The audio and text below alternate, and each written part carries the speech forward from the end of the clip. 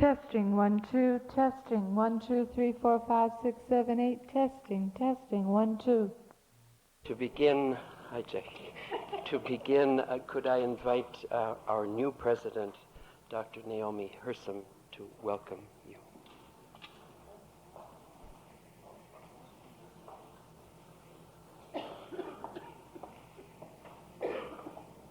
I'm delighted to have been asked to do this evening.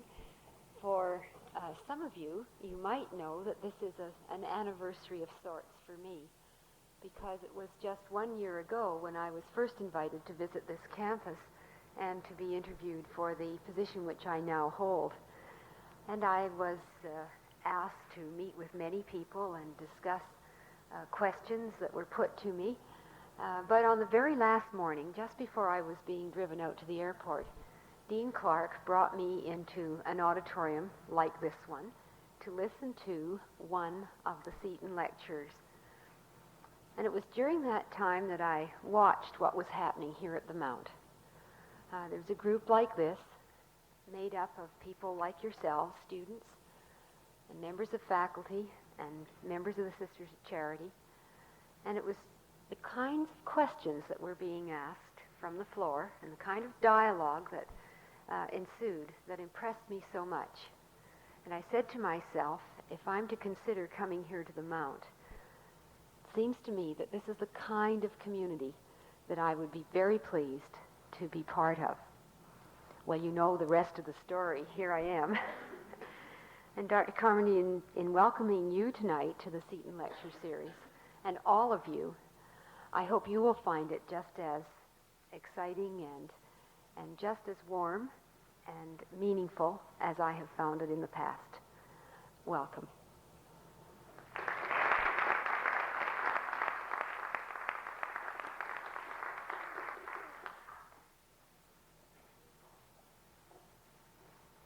Thank you, Dr. Hersom. I'd like to call on Sister Anne Fleming now, please, to introduce us to a little bit of the origin and history of this lecture series.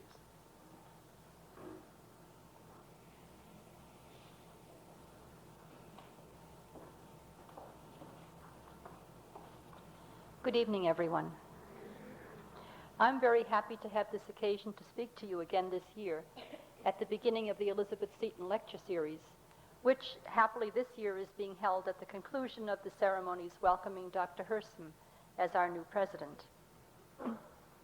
As many of you know, because you've been regular attenders at the series, the Halifax province of the Sisters of Charity established an endowment fund in 1978 in order to finance this annual event. We were encouraged to do this by a strong presentation on the part of the sisters who were on faculty here at the Mount at the time. They proposed that an annual lecture series based on the general theme of Christian presence in the world, past, present, future, would enable Mount St. Vincent University to carry on the tradition as stated in its philosophy and objectives. And I quote, Mount St. Vincent is rooted in a Catholic tradition marked by a strong commitment to understanding truth, intellectual vigor, and social responsibility. The university recognizes the need of moral convictions as the foundation of a worthwhile way of life and seeks to develop in students a willingness to establish a priority of values to enable them to judge, evaluate, and decide in a responsible manner. End of quote. We chose to name these lectures after our foundress, St. Elizabeth Ann Seton, and in doing that, we were carrying forward a name which is dear to every Sister of Charity and which holds special significance for the Church in North America. Elizabeth Seton's life as wife, mother, educator, religious foundress, saint, was filled with the same joys, sorrows, challenges, and dreams that women and men experience today too. Her deep faith provided the focus and strength which enabled her to grow in her commitment to understanding the truth intellectual vigor, and social responsibility. I'm sure that she would be an avid listener and strong supporter of our guest speaker, Dr. Denise Lardner Carmody. I would like also to express my gratitude to the faculty of the Religious Studies Department for their expertise and insight shown in planning and carrying out this annual event. The speakers whom they have invited have always been very stimulating. We look forward, Dr. Carmody, to hearing you speak on women and religion, two topics which are of special interest to those of us who are here this evening. Thank you.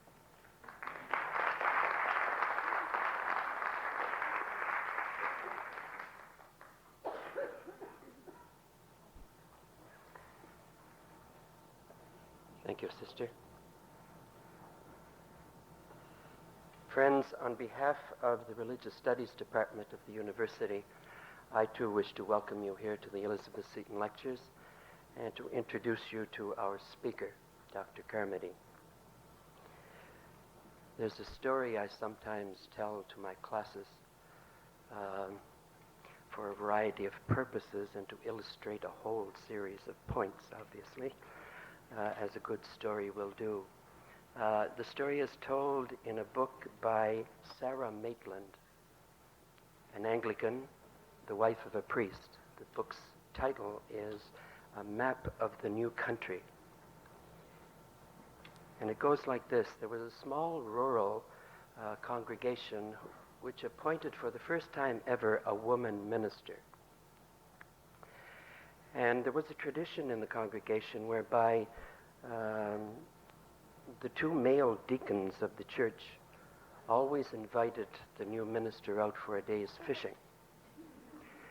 And so with great trepidation, they invited their woman minister out for a day's fishing, and she very graciously accepted to go. When they had rowed their boat out into the middle of the lake, she realized that she had forgotten her fishing rod. So she apologized, stepped over the side of the boat, and walked across the surface of the water to the shore, picked up the fishing rod, and started to walk back. And one deacon turned to the other and said, "Now, isn't that just like a woman forgetting her fishing rod like that?"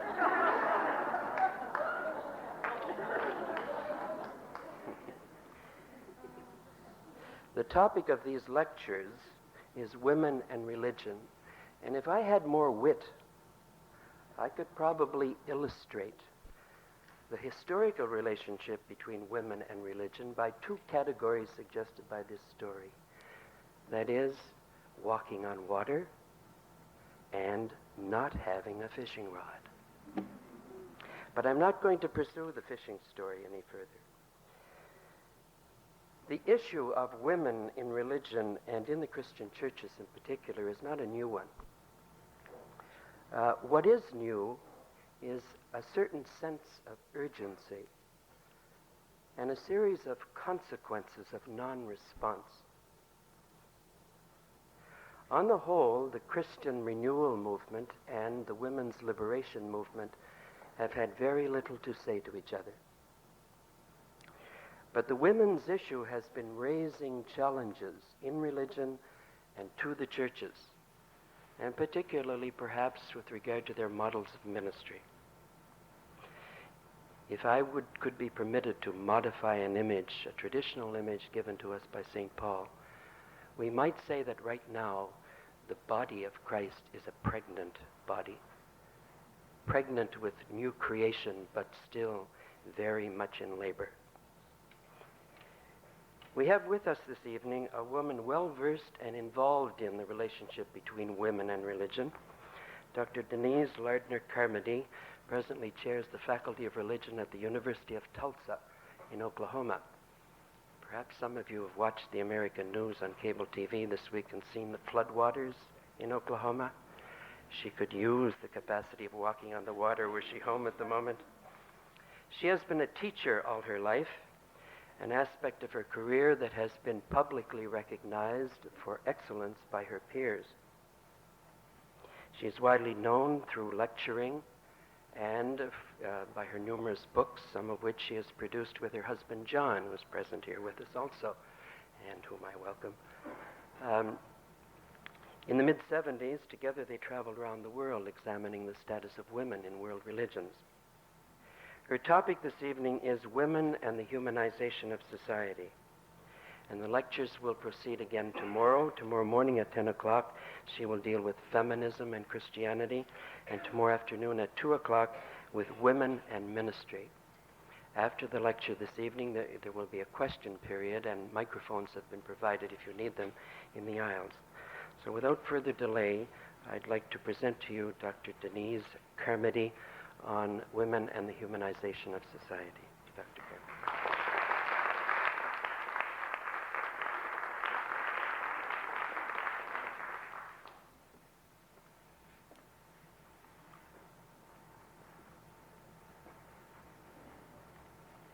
I promise not to read at you, but I do need these for when I refer to the notes.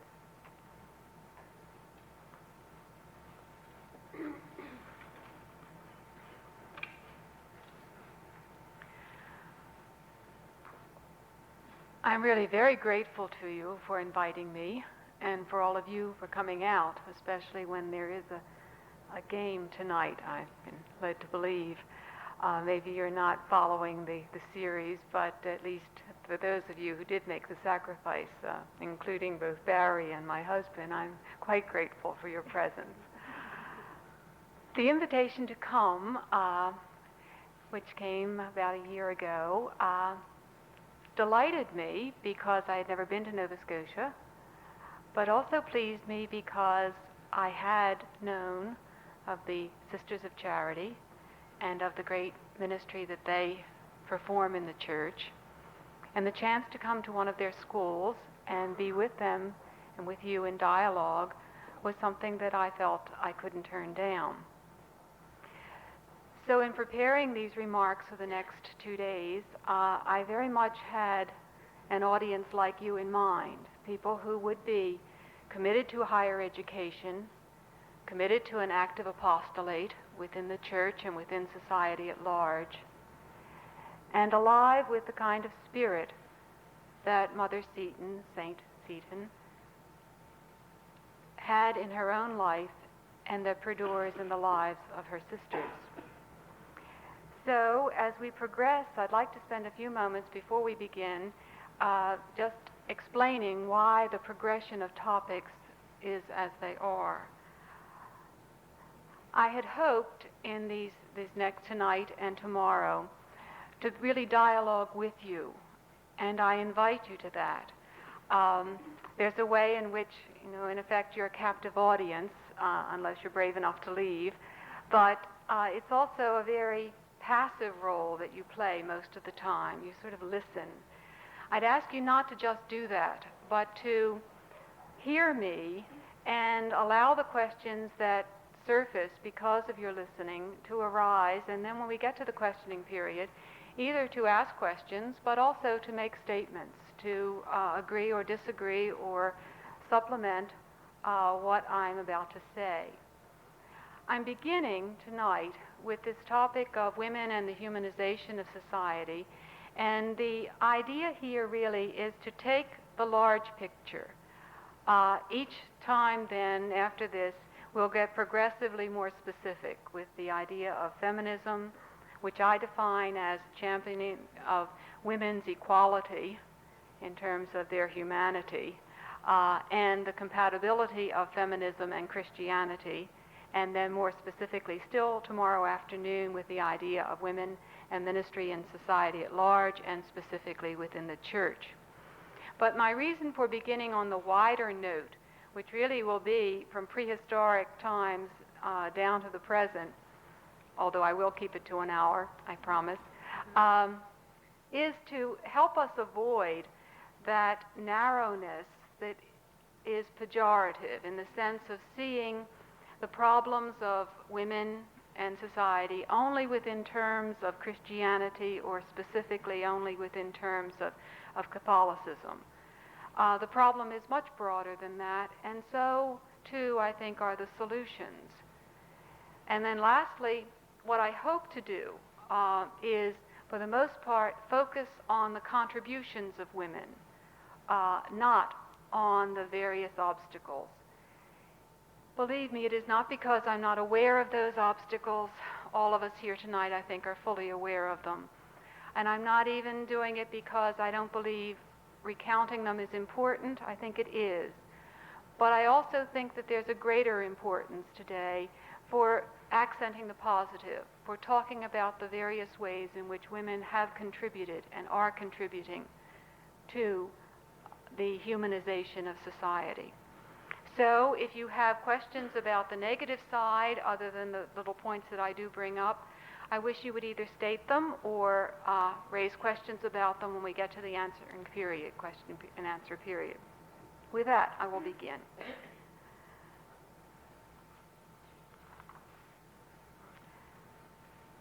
What I want to do in this next hour is, in effect, sketch out over roughly 8 points, which include a summary, quite briefly and from various viewpoints, the picture of women and the humanization of society.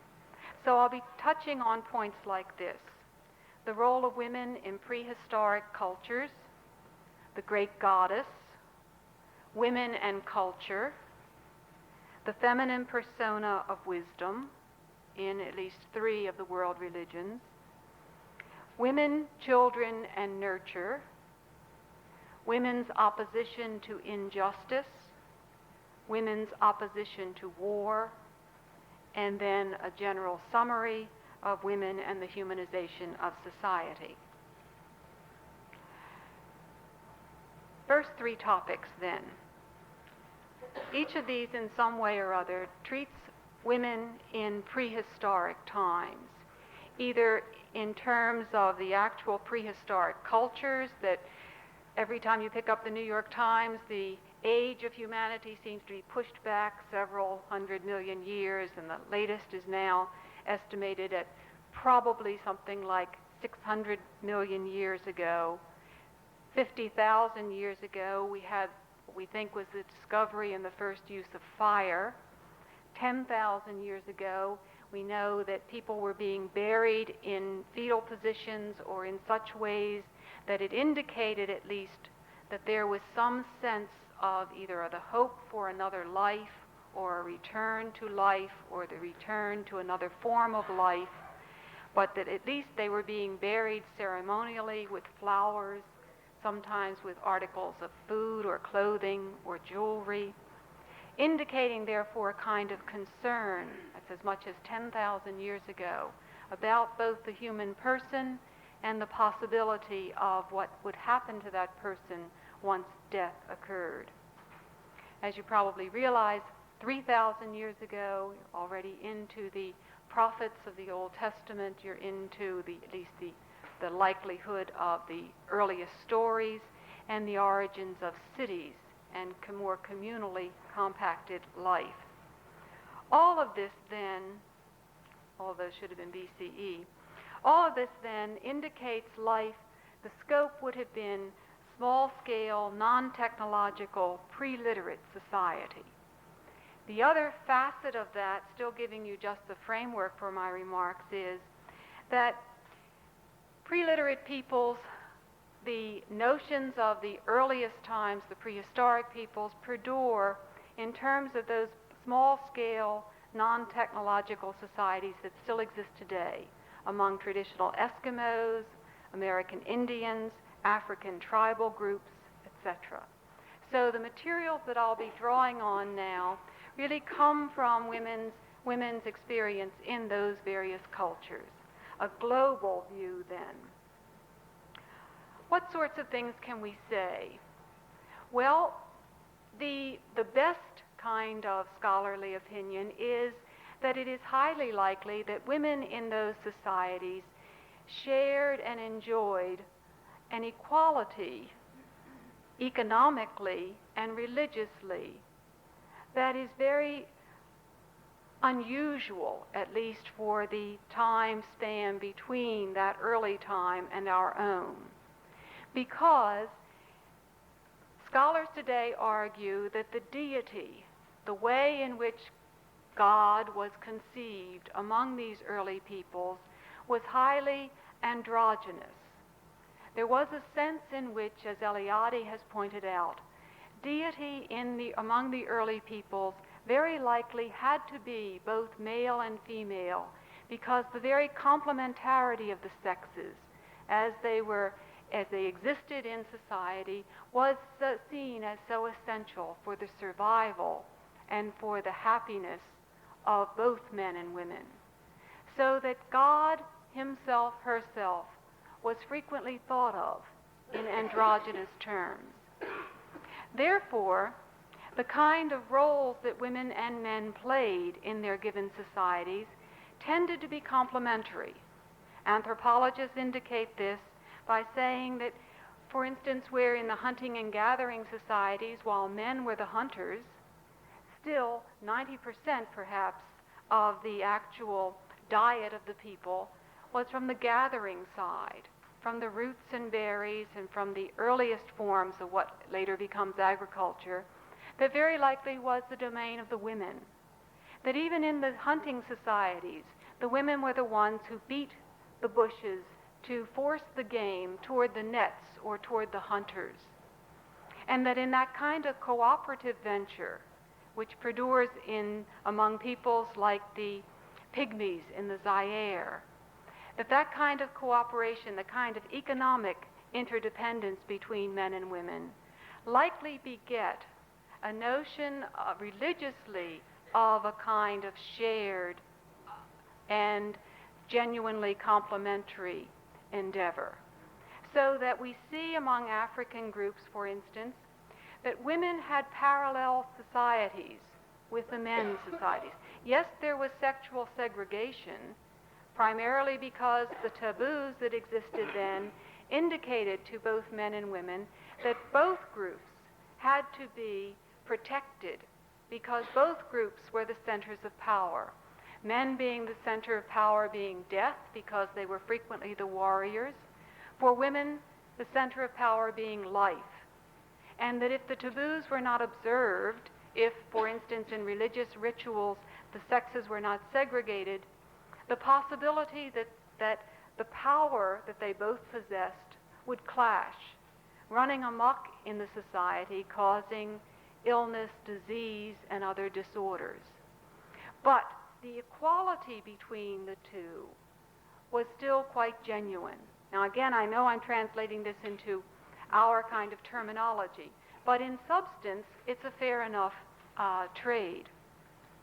Because with the women's societies, as we can now study them, they existed the kind of power that meant women had the right to rule. Certainly among their own group, they could elect, or by heredity, they had a selection basis whereby women became, in effect, power brokers, marriage brokers within their societies. They were frequently the healers. They were the ones who were charged with both the presence as midwives at the birth of the new child, but then they followed that child, particularly the girl, through her life until she again would give birth.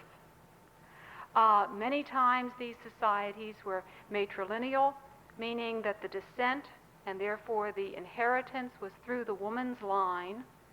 Probably, they speculate, because the ability of any child to know the mother is without question. Women become pregnant, women give birth, all of which would have been public occurrences.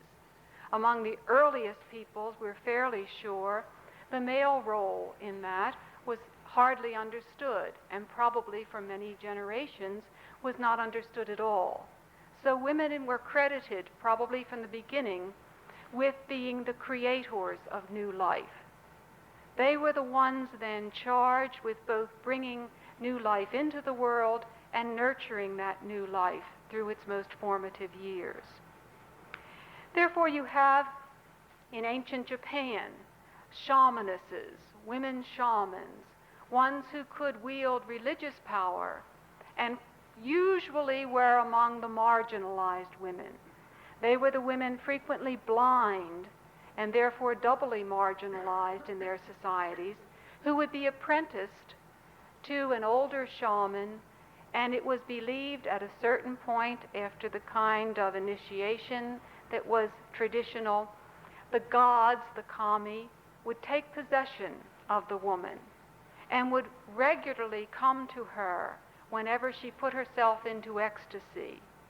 And she would be the mediator for her people between, in their times of trial or in their times of death or in their times of joy.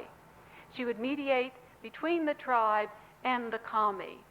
She would bring the news of new birth, or she would accompany the dying soul so that it too could enjoy life in the afterworld. All of this, then, is the result of the most recent kind of anthropological studies. And all of it, and this is a point I'll return to a little later, all of it denies what older anthropologists had believed, and that is the old nurture-nature division, whereby women were supposed to be close to nature and therefore both the custodians, certainly, of the newborn and the early childhood experiences, but that men were the creators of culture, and that the higher forms of intellectual life, the higher forms of society, were really the domain of the male. Groups in Africa, like the Sandis, who had their societies, from earliest times then, would discount this kind of dichotomy and say that women too, as we begin to study them more carefully, had as many cultural societies as did the men. One of the reasons why anthropologists of earlier generations weren't able to discover that is the simple one that almost all anthropologists were males. So when the men would go into a given tribe and study, they would learn only what the men told them. They could not have access to the women's quarters because the women were segregated. And therefore the activities of the women would, are you all right? Would always remain hidden to the men, and for the most part, probably the men discounted them, saying, well, that's just the women over there having their little coffee klatch. And only with the advent of greater numbers of women anthropologists have we begun to make some strides in discovering what in truth are highly complicated and very well developed women's societies that are politically astute and that have power in many instances, particularly in tribal areas like Africa, that had the ability to roam over great areas of space, following usually the girls that they had at once assisted in their births, following them as they married and moved so that they could be present for the next generation's birth. So in these ways then, the status of women among these early peoples and perduring down among tribal peoples today is such that it would say there is at least a ground, a framework there, and a basic notion that where women had economic equality, they frequently had religious equality. And where they had economic equality, they usually had some sort of political equality. Again, I'm making broad statements here that we can discuss more fully in the questions. And the notion here then remains that that kind of equality is still in a highly sex-divided and gender-determined society.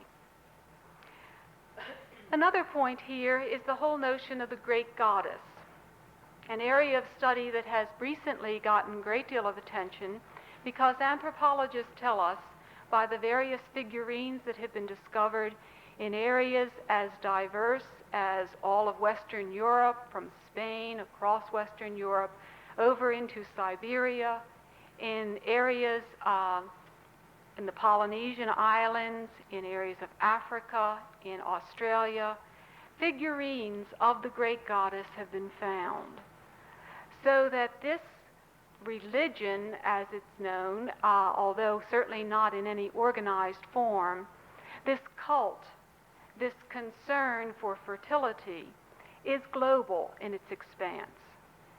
And that as we probe the origins, although of course artifacts are always opaque, we can study them, but what they actually mean in any given culture will remain hidden, because there are, after all, no written records from these times. But what the students of anthropology can tell us is that they indicate that when peoples learned about agriculture, when agriculture became a norm and the nomadic tribes began to lead a more sedentary life, the role of women, and particularly in the form of the great goddess, became quite central to most peoples of the world. And here then, the keynote of fertility and survival shows itself, both again tied to the role of women. Birth, women's role, and therefore agriculture, Mother Earth, giving forth the crops that were needed for survival. In this way then, the various names by which the great goddess is known became, in effect, a kind of overarching worship, love, celebration of the whole life principle. So that you have among, for instance, in the Old Testament, the notion of the Canaanite deities and the Astartes, the feminine figurines, the whole question that has frequently been discussed of temple prostitution, which the Old Testament prophets railed against, and what modern scholars would argue was really a cult of the great goddess, a celebration of life among farming peoples, the Canaanites, who were totally dependent on the sense that they could call upon the female principle for the fertility that their crops needed if they were to flourish and survive. And so that the ceremonies then that we label temple prostitution was really a form of religious worship.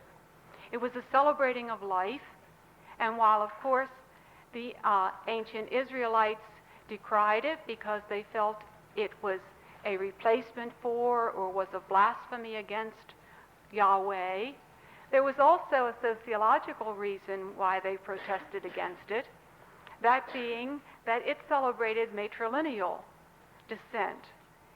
And Israel was a patriarchal country. A patriarchal people then need to know who the father of the child is, since all the inheritance and the line of legitimacy is through the male. So the idea that there could be no illegitimate children if the great goddess were worshipped was not acceptable in a patriarchal society. In India, the whole notion of the Shakti is a form of the great goddess. Tantrism, where the belief among the gods and goddesses was that the woman possessed the real power. The sexual power was a feminine force, and that once it was controlled by the male, by the god, then beneficial results would occur. So you have within the kind of religious cult in both Hinduism and later in Buddhism, you have a celebrating of sexual intercourse as a religious act, a way in which, in those, again, male societies, the male could achieve moksha or nirvana by controlling his sexual intercourse to the extent that he derived no pleasure from it, but showed his control of material, his control, in this instance, of his own body.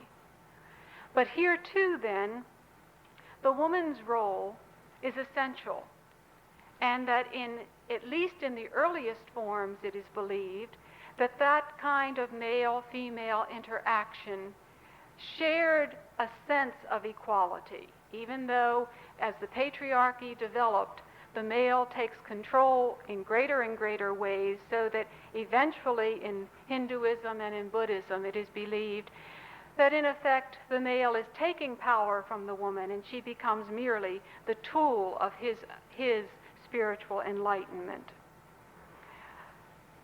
All through then the earliest times, and as it perdures down into modern world religions, you have the notion of women tied very directly to her fertility, to motherhood, to the ability to give birth and nurture, tied to the notion that she is key to the survival of the group, tribal and then in larger and larger numbers.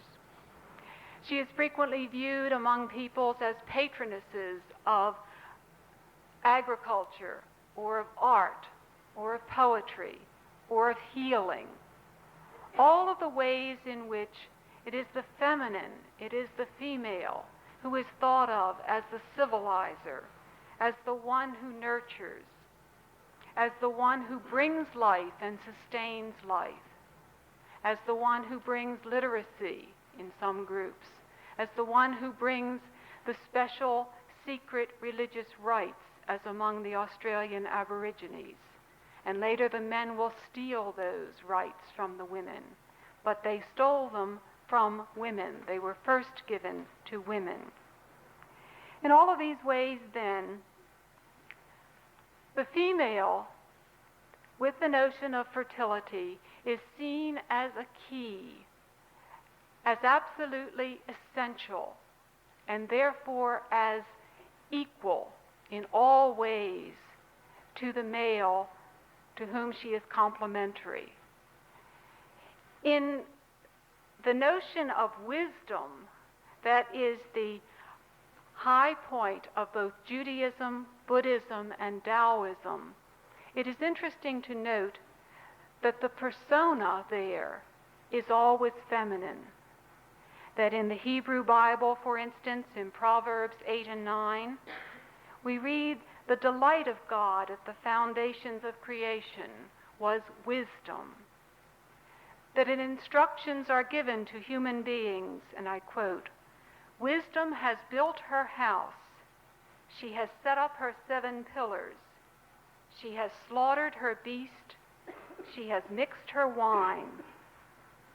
She has also set her table.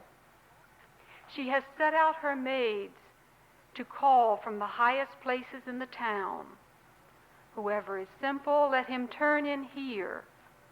To him who is without sense, she says, come, eat of my bread and drink of the wine I have mixed. Leave simpleness and live and walk in the ways of insight. So that in the Hebrew Bible itself, you have wisdom personified as a woman, thought of as the source by which God will give all the benefits of enlightenment and wisdom and insight. In Buddhism, the prajnaparamita, the wisdom that has gone beyond, wisdom that comes from enlightenment, that will free people from the samsaric cycle, that will allow them not to have to return birth after birth after birth, but will take them to completion, to fulfillment after this life. That prajnaparamita is thought of as a great goddess. She correlates with the subtlety and grace that is necessary for enlightenment.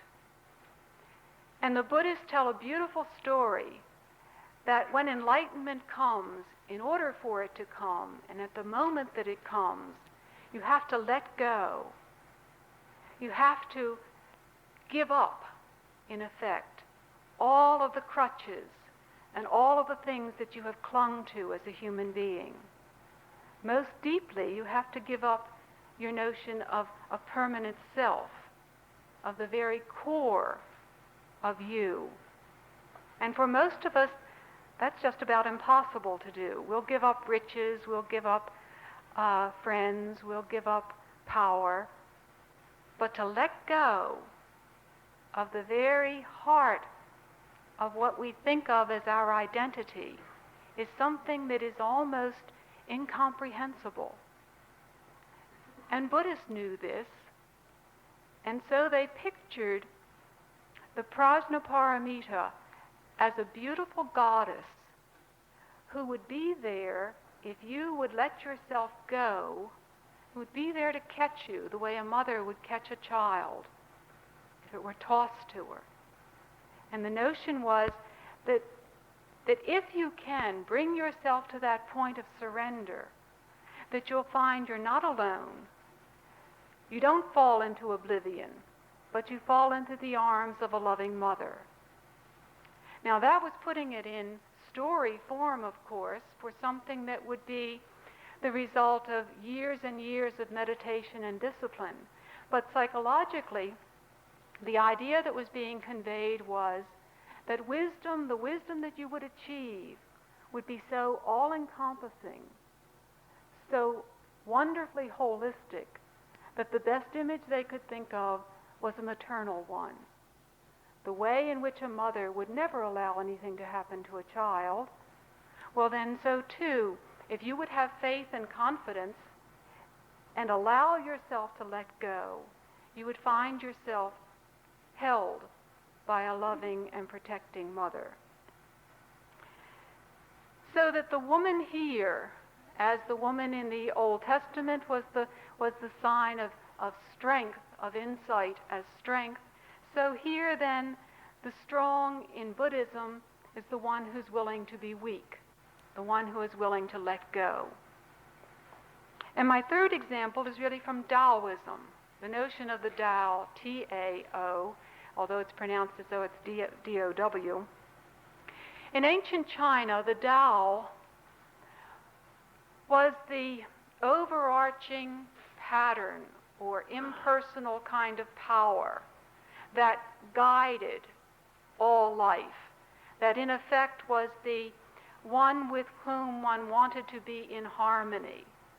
And while, for the most part in the writings, it is thought of as impersonal, yet the images for it are very interesting, because imaging the Tao, three prime ones, water, thought of as that which as it drips upon rock will slowly but surely wear away the rock. Water that can take any shape and that has in effect almost nothing that it can call its own, yet in that act of silently dripping upon rock, it proves itself more powerful. The second image is the infant. Newborn, absolutely helpless, and yet in total power. What family, especially with the first child, doesn't find itself rearranging its schedule, awakening at the slightest sound of a cry in the middle of the night, doing all kinds of things? A 38-year-old man on the floor, gooing and making these ridiculous little sounds. That's the idea. That the power that the child has is almost limitless. The third image, the woman. In a patriarchal society like ancient China, the man seemed to have all power. He literally, at times, under Confucian rule, would have the power of life or death over his wife. And yet the Taoists took as the symbol of the Tao the woman. Why? Because they knew, if only by the observation of Chinese society, that the real power, the power of persuasion, was in the hands of the woman. That the real power of subtlety and grace is in the hands of the woman. That the culture had so ordained almost by the way in which women and men were treated, that the subtlety necessary for making society work was really the domain of the woman. One of the ways that the Taoists talk about how a society will function is by a term that they call wu-wei, W-U-W-E-I. And that's the power of indirection, what they call actionless action. And the idea here is that if you want someone to do something, you don't argue with them, you don't try to bully them, because it won't work. They're very practical.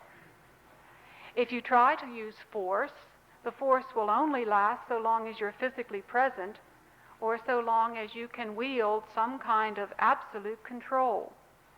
But most people are incapable of keeping that up for very long, so the situation will quickly degenerate or reverse back. But if you convince the other that the task you want done is really in his or her best interest, is really such that it is the right thing to do, then whether or not you are physically present or exerting any kind of control, the person will act.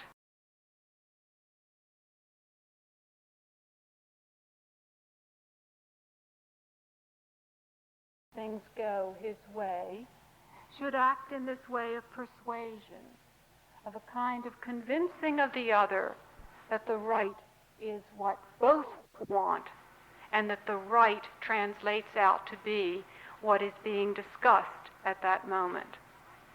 And that the model then for that is the woman. One small modern story on that is that when the communists took over in China, this indigenous Taoism and the influence here was still present, because when they went into the little villages, while it was purported to be men in charge in every instance, the Chinese communists knew from their culture that it was the women who really had control. And one of the things when the sociologists got hold of that material and they studied it out, what they saw was that in that society, since it's heavily patriarchal, little boys are allowed to play from birth on. They have almost no restraints on them.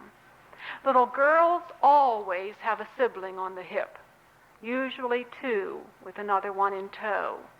This is prior to the Chinese communists mandating the limitation of family. But in the traditional family, the little girl always had the youngest babies to take care of. So the little girl roughly from the age of 4, 5, and 6 on absolutely had to be able to convince the younger children to do what she wanted to do, or she would never have any playtime. She became a born diplomat, whereas her brothers could go off and play their games, and they never learned these skills. So the little girl grows up with this notion of always saying the equivalent of, "Mommy, Johnny wants an ice cream cone," Johnny being 2.5. Johnny may get 2 licks, but it's pretty sure that the older sister is going to get most of that ice cream cone. Okay? Or convincing the little boy that he wants to play house, or the little girl that she wants to go down to the river, or whatever the task was, so that through adolescence and through adulthood, the women preserved those kind of diplomatic skills. And they needed them in a society where, again, the dominant force in any home was going to be the mother-in-law. So that the young woman coming in had to convince the mother-in-law by her behavior that she was docile, that she was bright, that she was industrious, etc., etc. And then, if that were the case, her marriage was pretty much secure, and until the birth of a child, then she could be ensured that she would be treated with some sort of fairness. In those instances, the communists discovered where she was abused, where either a husband would beat her or a mother-in-law, sometimes the case, would exert physical punishment. The wise woman never complained. She went down, though, to the washing area at the river, and she very discreetly, after she was sure of her women friends, that she had a circle of women friends, she would very discreetly let her bruises show, thus angering and puzzling her women friends, who would then ply her with questions until she reluctantly admitted that, let's say, for argument, that it was her husband who was causing these bruises. The women in turn then, each would return to her house and make life in that house for her husband just about unbearable, until the men who had total control would get together and gang up on the offending husband and say, "You've got to stop." Okay. Power. Strength through compromise, strength through diplomacy. I'm not giving 100% approval to these. I'm simply stating that over the centuries, women have had far more power, what we would call today covert power, but power nonetheless. Let me bring it now in the last 3 points to more modern conditions. Probably the one perduring notion through our archaic religions, the world religions, and down to modern times has been the fact that until very recently, and this probably is true only in the Western world, primary care of children has been in the hands of women. That throughout most of our world, even today, women are the primary nurturers of young children. If you're familiar with Dorothy Dinnerstein's book, Mermaid and the Minotaur, you'll know the liabilities as well as the assets of that social condition. But the fact is that while anthropologists can discard now among the notions of early religions of that idea of culture and nature dichotomy, saying women are only identified with nature, men with culture, it is still true that in modern society the stereotypes of that linger on, so that for the most part you don't have equality in higher education, for instance, between men and women in terms of the professors. The number of women professors in any given institution is usually far fewer than men. Why? Because higher education is still thought of as a male domain. But trying to emphasize again the positive side, the idea then of women having been associated with children, with the nurturing of children, has meant for most women, and again, these are tendencies, and I don't mean to exclude men from sharing them, but primarily in our society, it's thought that women have and demonstrate a kind of special veneration for life, a kind of concern about life.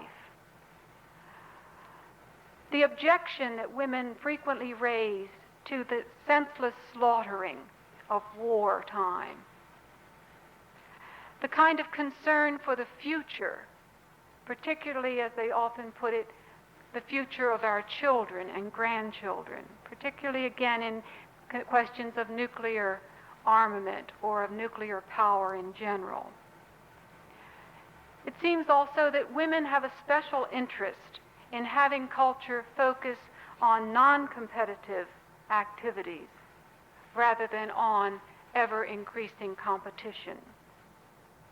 The concern that women usually register about individuals rather than statistics or systems or large organizational charts.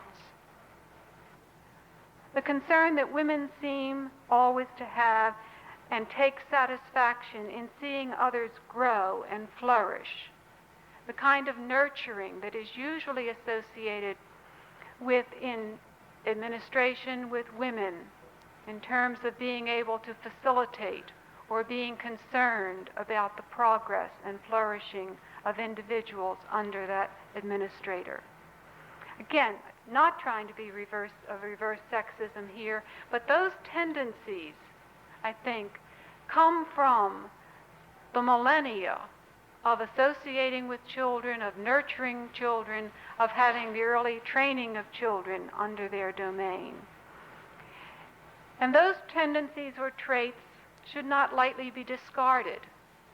We need to form a society where those traits will be valued, will be honored, will be emulated by men. I want to take a little break here and read a passage to you from a novel that I can recommend by Mary Gordon. The title of the book is Men and Angels.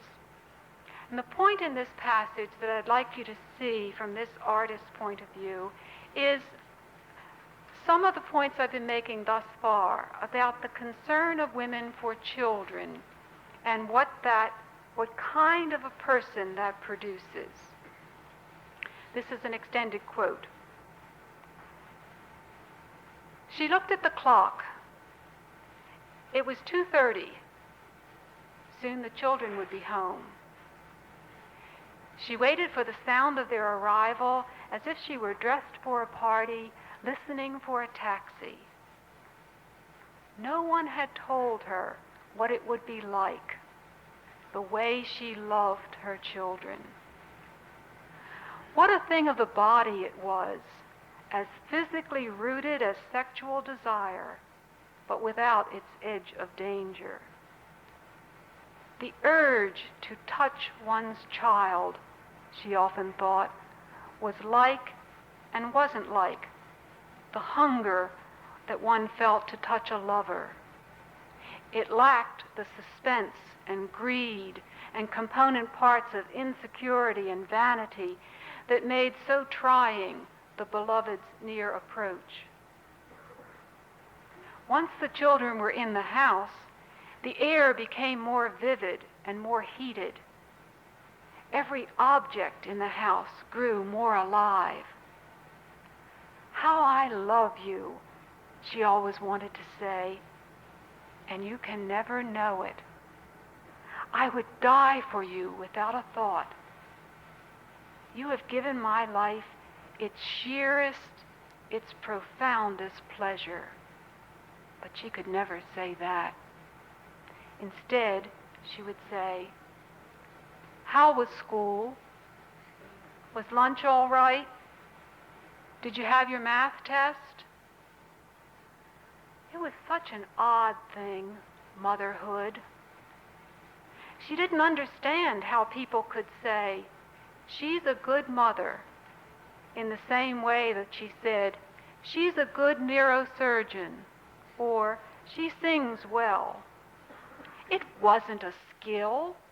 There was no past practice to be consulted and perfected by strict application and attention to detail. There was no wisdom you could turn to.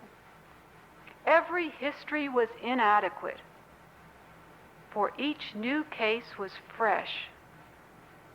Each new case was a person born, she was sure of it, with a nature more fixed than modern thought led people to believe. She loved that her children were not clean slates, but had been born themselves. She loved the intransigence of their natures, all that could never be molded, and so was free from her. She liked to stand back a little from her children. It was why people thought her, as a mother, vague. But she respected the fixity of her children's souls, what they had been born with, what she had from the first moments seen. She admired, for example, Peter's fastidiousness. It wasn't only physical, although it had roots in the physical. She admired it even when it exhausted her and made her feel quite futile. Since he could talk, he had come to her in positions of outraged justice with questions that had no answers, although she had agreed with him that they should have. Why did Jessica's father go away and never see her? Why does Amanda like to play with Oliver better than me when I share all my toys and he hogs his? He was always ardent. He took things to heart, and she was proud of his seriousness, his suffering, his fine, inflexible standards. But she wished she could protect him from himself. End of quote.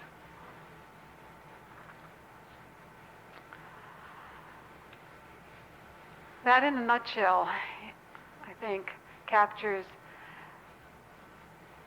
all the points about nurturing, about the sensitivity to the individual, about the kind of concern and the inevitable kind of pain that such concern entails. And the heritage of women as mothers, either physical mothers or mothers in the extended sense of their ministry to others in society.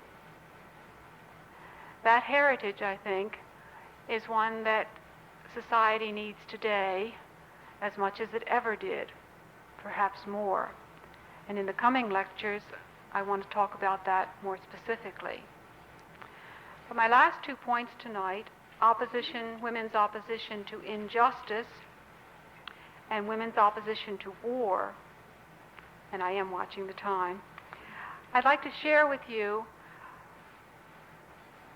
the thoughts particularly that come out of a case study done by Pauline Turner, who is the wife of Bernard Cook, who was, I think, a past speaker in this series. The case study is about Nicaraguan women today, really, but dating back to the pre-Somoza days, or before the Somoza turnover and coup.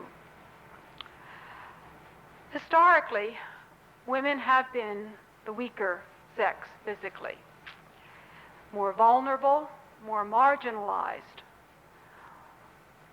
more likely not to have the kind of overt power that we say has always been men's in a patriarchal society.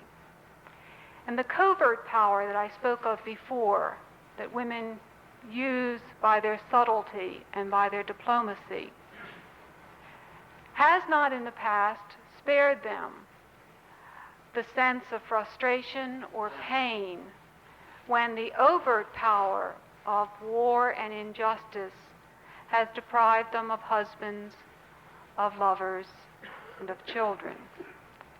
And that women today, because of the kind of sensitivity that they have in marginalized areas, in those areas particularly in Latin America, they have become equal partners with the men in most of the revolutionary activities.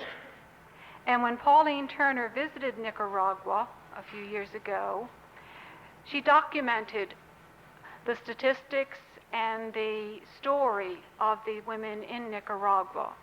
And I want to briefly recount some of the high points of that story. In 1965, the general atmosphere in Nicaragua was summed up in the expression that said women belonged in the home, la casa, and men in the street, la calle. The street meaning, of course, not just the physical street, but the business world and the political world. The image for women was one of self-sacrificing for children, for the home, and if any extended service was necessary, for the church. The general machismo made the men the ones who were to protect women, but who again had total domination over women. Thus far, that's sort of the general thing that most of us would be very familiar with. The hidden facts, though, in Nicaragua were in 1965, were things like this. The part of that machismo meant that the poorer men, the men from the lower classes, translated that out to mean their virility, their sense of pride, their sense of identity depended upon their fathering as many children as possible by as many women as possible. Okay? Among the wealthier classes and the better educated classes, it was quite acceptable for the men to have several mistresses. The same sort of idea, but at least those women were physically in slightly better state. Women, though, particularly among those lower classes, that meant for them that they were likely to be pregnant at least 8 times, many times more than that in their lifetime. Now, this is a lifetime which made their life expectancy that of 50 years, so that by 35 they were already quite advanced in middle age. It meant, since the idea was to impregnate as many women as possible, that the typical lower class woman, girl, was pregnant just at puberty or shortly thereafter. Right? And it meant that that was without benefit of clergy or without any of the protections of the law, usually.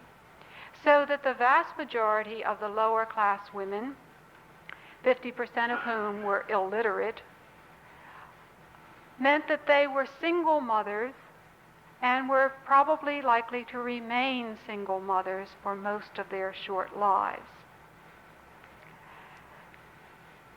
For those lucky enough, quote unquote, to marry, the divorce laws indicated that a man could be sued for divorce only if he had the other woman living in the same house with his legal wife. The only grounds for divorce. Yet, a woman could be divorced, even from the upper class, if she had sexual relations even once outside marriage.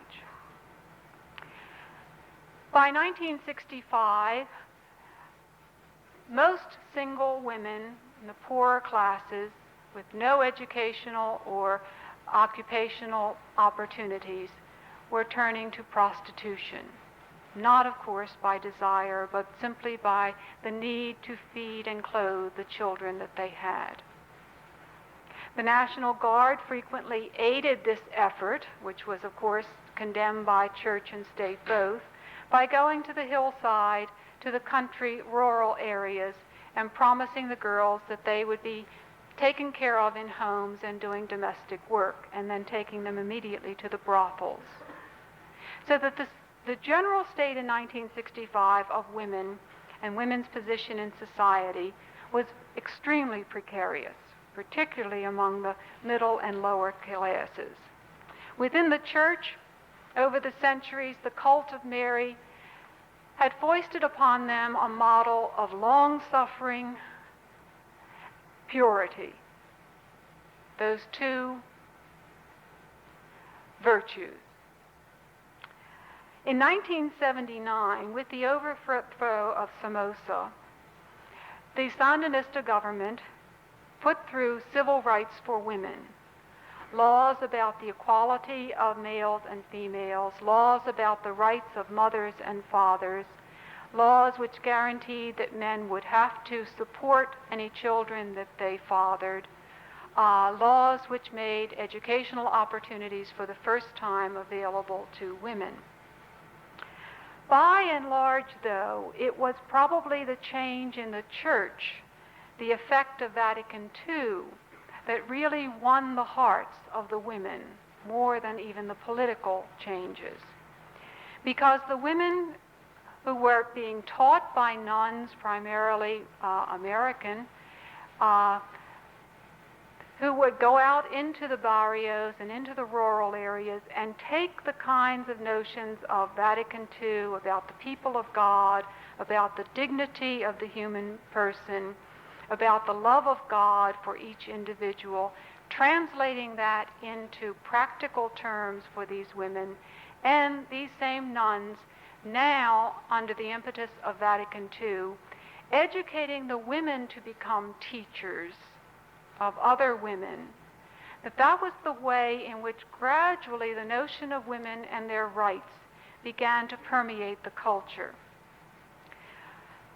Along with that, of course, was the fact that the women were beginning to talk about the fact that their loved ones were disappearing, that they were beginning to group together and form networks about what could be done about the kinds of covert violence that they were constantly suffering.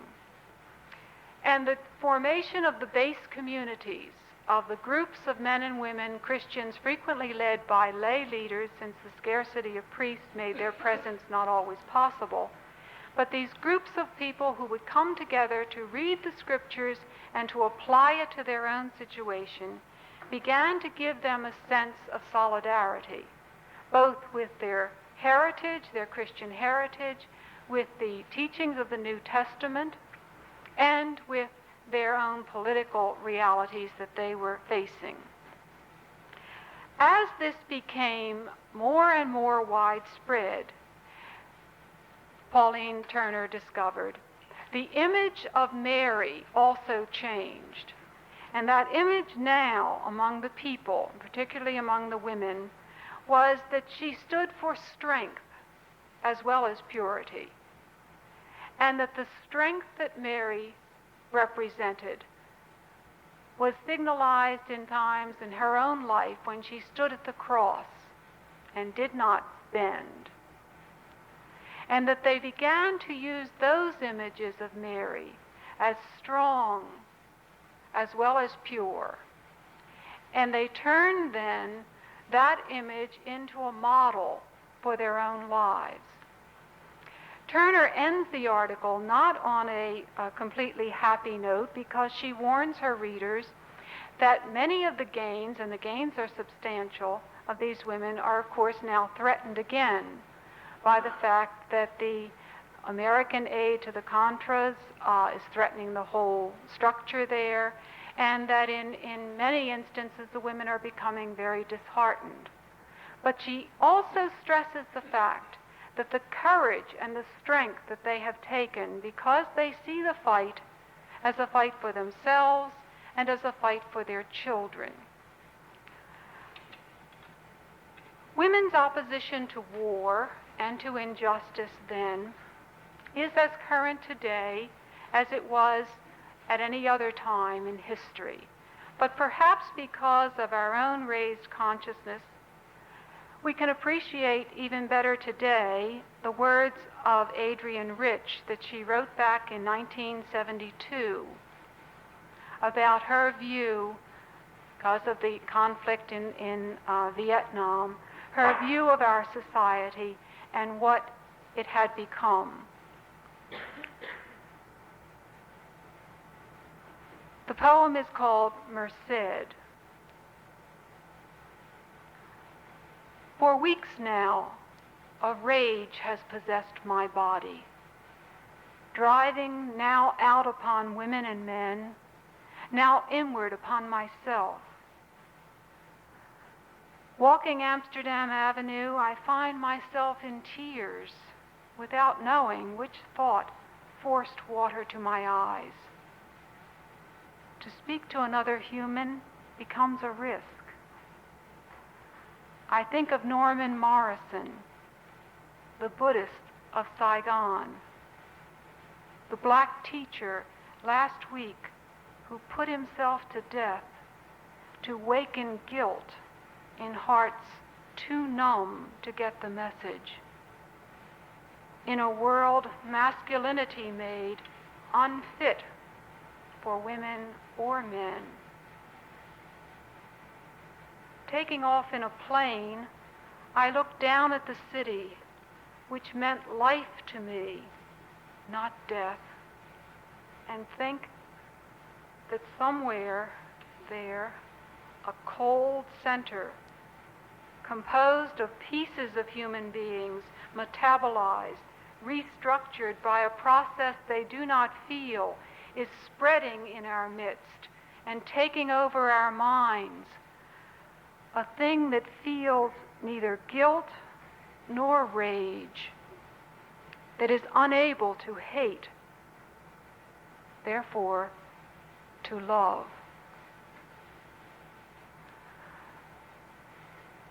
To me, that poem speaks probably more poignantly today because of the kind of apathy that seems to paralyze great parts of our society. The sense that with Reagan in charge, for instance, what can you do? Or the sense that the economy, the government, is so far beyond our power to control that what's the use of doing anything? That could be the final paralysis. And therefore, it might well be the task that we as women face to offset that apathy with a deeply rooted sense from our own heritage as women that we can do something, that change can be brought about, that what is called for is a dedication to the long haul. Short cures have never been women's lot. We've always known the long nights of sitting up with a sick child, of waiting for a fever to break. So too, I think our task today is to prepare ourselves for the long haul, for doing all the things small, perhaps insignificant, but truly momentous in their cumulative effect. I invite you to that task. I thank you now for your attention, and I again reiterate the desire to have you dialogue. Thank you.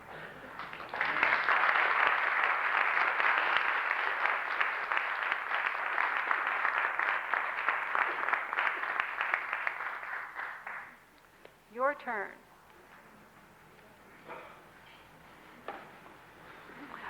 Probably they would like you to use the microphone because of people being able to hear.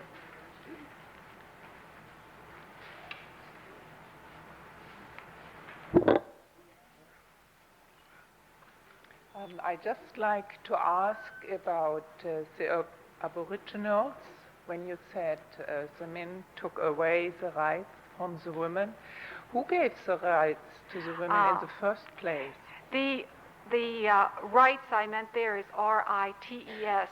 The idea of within the Aboriginal religion, the notion was that the secret services and puberty rites, for instance, rites of passage, that those various kinds of things had come from the ancestors, from what's called the dream time, the earliest creation myths and stories.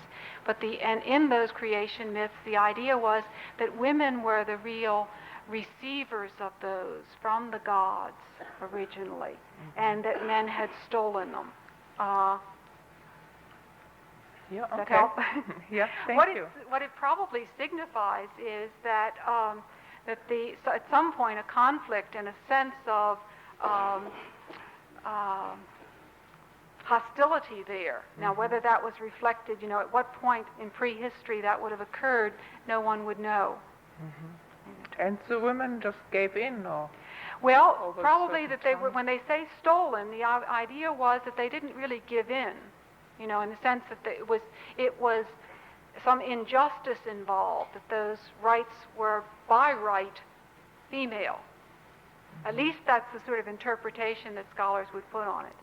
One of the beauties in the Aboriginal notions of religion, though, is that one is increasingly, as one grows older, initiated into different levels, both men and women, of the religion. And the culminating kind of thing is a much more complementary male and female participation.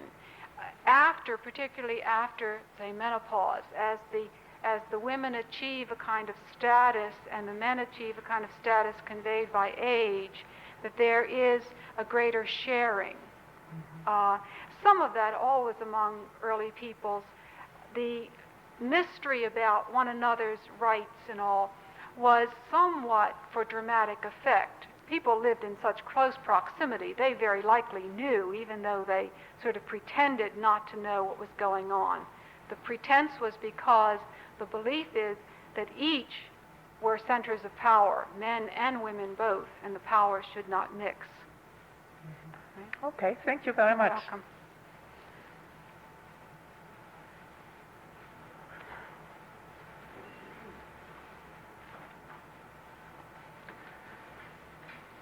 I'm not sure how to begin. I guess what I found very lovely about this evening is that what I take to be your support for women owning their traditional sense of power, if you like, the sort of diplomatic knowledge and wisdom, is a very lovely and I think somewhat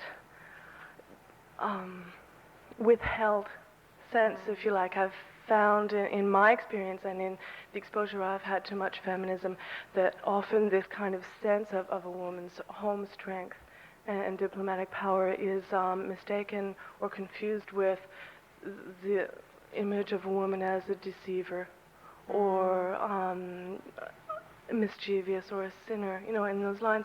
And that for myself and for some of my friends, I know that in fact turning to feminist groups or feminist theory or political groups just is not helpful. In fact, it becomes very distressing because there's this sense that there's a need to abandon what is familiar and what seems to be a very peaceful sort of strength and a need to behave completely differently.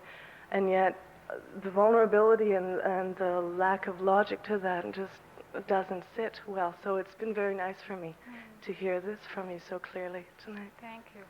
One of the things that I love in Taoism is that very notion, because that idea that if you are a good Taoist, you are whole, integrated. In other words, to be a good Taoist, I should be the very best person I can be, but that means I'm the same in all situations as far as that's humanly possible. So I'm not one thing when I'm with this group and another thing here and still a different person over here, because that kind of fragmentation, the Taoists would say, destroys my own inner integrity.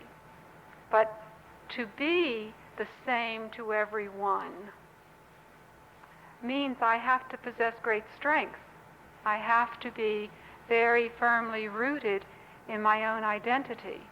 Otherwise, I get pulled and torn and fragmented. So that, to me, is something that I think is a beautiful model for men and women. But I love to use it as a kind of balance against society's pressure, which says that unless I'm really hard-boiled and hard-nosed and competitive and better than every other man, I'm not going to be effective. Now that's as much probably temperament as anything else, and I don't mean it to be the only word. So you can argue that if you like. Where else? I was just wondering if you have some reflections on what you think is in the nature of men that they would steal the rights of women, and what you think is in the nature of men that they would use power in terms of control over. Have you done thinking in that? All right. What I try to do tonight with you is really, as I told you, give you a lot of different angles, facets of this topic, and I'll try here too. Don't make this written in stone in any way, but my impression. I think that the myth that deals with this, the story that talks about women's rights being stolen in that sense, and your other question about men wielding power in that way, to me seem to be somewhat tied, one a modern question, one an ancient one. But what the ancients may have been saying is an observation about male-female relationships Now I'm extrapolating obviously from modern back, but anthropologists say that, that the ancient people were as intelligent and as stupid as we. I mean, there is not a kind of notion any longer that they were subhuman, etc., and therefore we are the epitome of intelligence, that they possess the full range of humanity, at least when we're talking about fully developed people on the evolutionary scale. Right. So the male-female complementarity that is there also, though, necessitates a male-female difference, right? So that I am not male, and I truly then have never been inside the skin of a male, so I cannot appreciate the world as a man does. Now, our humanity that we share gives us complementary insights, but there is still the differences. One of the traits of human beings is that when someone else is different from me, hostility, fear occurs. The other, that sort of notion, right? The other is always a challenge, a possibility of the difference can devolve into a kind of notion that the other then I have to either put down, I have to control, subjugate, denigrate. Look what bigotry is. See? It's whenever we don't really understand another people or another group, we denigrate them in some way. To the extent that we are insecure, we denigrate others to build up our own egos. That sort of thing between the sexes, I think, simply does occur. Right? There is a difference there. Now, if historically the men, whether the male domination was originally because of physical strength, that certainly could be possible. But for whatever reasons it actually occurred, once men have power in a given culture, once it is a patriarchy, just as human beings, they're not going to give up that power easily. They're not going to share it readily. I don't think it would be very different had it all been the opposite way. Had there been, complete matriarchies. I think we would just have the reverse sexism, given human nature as we know it. So that therefore for the complementarity to dominate rather than the hostility, I think you have to have greater cooperation. And in most societies, you didn't really have, especially in the historical societies, as written history becomes, you had groups like the Confucians that really separated the sexes, so much so that I would think that would breed more hostility. Now, those are all just kind of pot shots and notions that would play into that. If anybody has any others, feel free to contribute. But at least that would give you some helpful. Okay. I don't want to ask you a question so much as to make a statement. I really appreciated your quote from the novel, and it made me feel very sad and angry that in fact that is not my experience.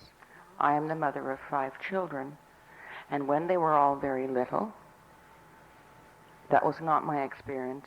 I feel now, because the patriarchal society forced me into a nuclear family situation where I had no access to the elder women, that's one of the reasons, for economic reasons as well.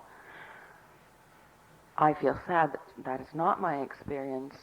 I would hope that soon that will be the experience of every mother. In addition, I would like to say that concentrating this nurturing that women seem to be capable of too much on the physical connection between me and my particular child, my heart hurts for the women who are here in this room who have chosen not to be mothers for whatever reason. I come to this university, I'm 46 years old. I had last year and this year female professors who are younger than me. I appreciate that my daughters now mother me, and I felt that I really needed to say that. That's good. Thank you. Yes. There are two things there, just as also response. I probably, I don't mean this defensively especially, picked that passage because that meant so much to me, probably because I'm not a mother. That may go. Yes. But also because I wanted it to represent the second part of what you said, and that is, that's the kind of society we need in which that sense of motherhood can either be given or restored. And I will say more about those sorts of things in the future. But there is a way in which our society has so long now, in the last couple of decades, denigrated mothers by making feminism so tied to the single or the childless couple or the career woman, that a little bit of effort to restore that balance. And again, I don't mean that to be, your point is still very well taken. We've got to get ourselves to the point where that will be possible. I don't want to hold this beyond time. Again, though, I thank you very much, and I hope the dialogue can continue. Appreciate your attention.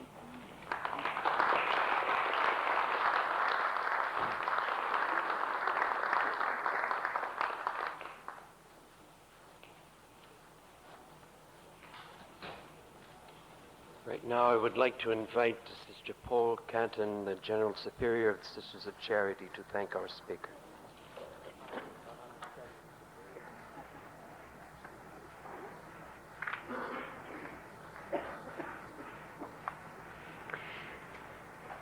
By your scholarly presentation, Dr. Carmody, you have brought into sharp focus for us the vision of societies where women's gifts are called forth and used to benefit all humankind. Many changes, we know, need to be effected in our society, and new understanding promoted among us to realize the complementarity of the sexes willed by our Creator. Your talk this evening has given us both the energy and the vision, and the power is within us. Thank you.